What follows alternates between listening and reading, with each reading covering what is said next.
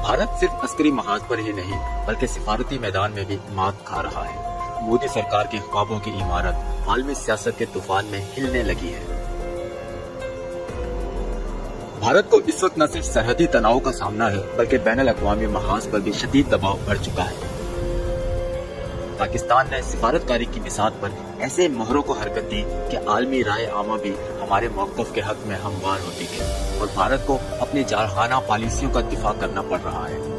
अक़वाम मुत्तहिदा, यूरोपीय union, OIC और दीगर आलमी फोरम पर भारत को शदीद तनकीद सहनी पड़ रही है। अंदरूनी मुल्क भी हालात मोदी के हक में नहीं। कांग्रेस और आम आदमी पार्टी ने इल्जाम लगाया है कि मोदी ने कौमी सलामती जैसे हसास मसले को सियासी फायदे के लिए इस्तेमाल किया है।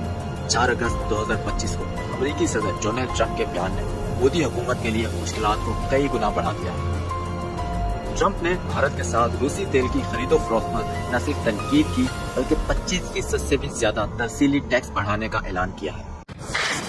अमरीकी सदर ट्रंप ने भारत के टैरिफ में मजीद 25% इजाफा कर दिया। व्हाइट हाउस के मुताबिक भारत पर मजमूई अमरीकी टैरिफ 50% हो गया है। अहम खबर आपको इसके साथ साथ रूस से तेल खरीदने पर सालवी पाबंदियों का अंदिया भी दिया, जो भारत की सिफारती नाकामी का खुला सबूत है। इस नए टैरिफ से भारत के $6 अरब सालाना बरामदात मुतासिर होंगे। छोटे सनतकार, किसान और एक्सपोर्टर प्राय रास्त दबाव में आ गए हैं, जबकि स्टील और एल्यूमिनियम इंडस्ट्री को कारी ज़रब लगी है। मजीद बड़ा, ट्रंप ने एप्पल और टेस्ला जैसी बड़ी कंपनियों को खबरदार किया है कि भारत में पैदावारी सलाहियत बढ़ाना अमरीकी मुलाजमतों और मैशियत के खिलाफ हो सकता है।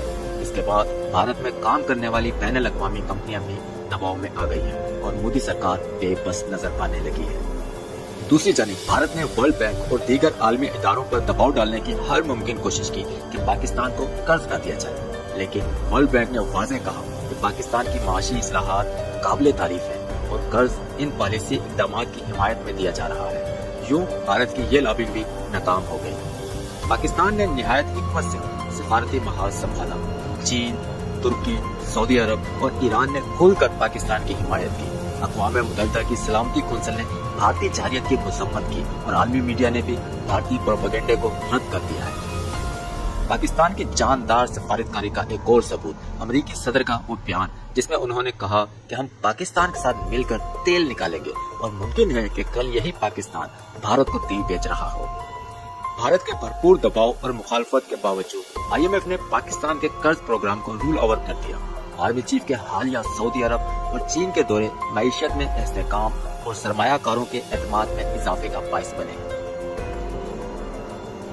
नरेंद्र मोदी के लिए ये जंग सिर्फ सरहदों तक महदूद नहीं रही, बल्कि ये एक सियासी, सिफारती और माशी जंग बन गई है और इन तीनों महाजों पर भारत को नाकामी का सामना हुआ है। दूसरी तरफ पाकिस्तान ने ये साबित किया कि मजबूत सिफारतकारी, आलमी ताल्लुकात की हिकमत और बरवक्त फैसले किसी बड़े हरीफ को शिकस्त देने के लिए काफी है।